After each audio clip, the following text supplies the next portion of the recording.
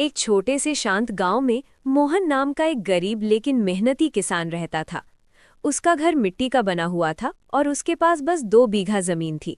मोहन की पत्नी गीता और एक छोटा बेटा सोनू था।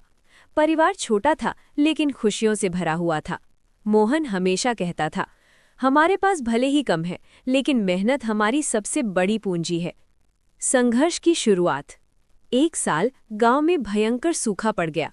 बारिश नहीं हुई, तालाब सूख गए और खेत बंजर हो गए।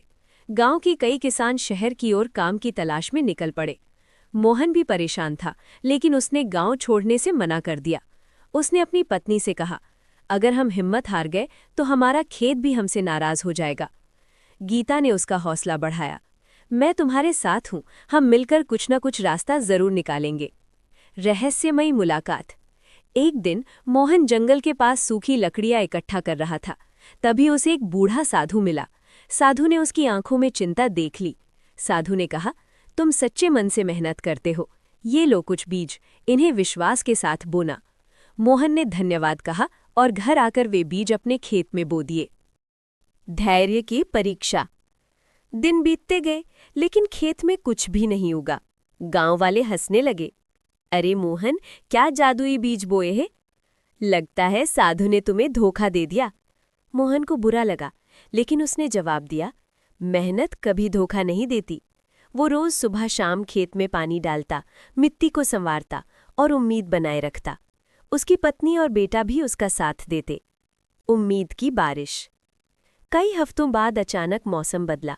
आसमान में बादल छा गए और जोरदार बारिश शुरू हो गई।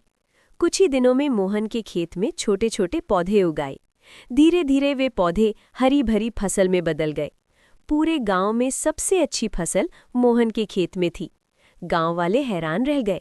उन्होंने पूछा, मोहन, इन बीजों में सच में जादू था क्या?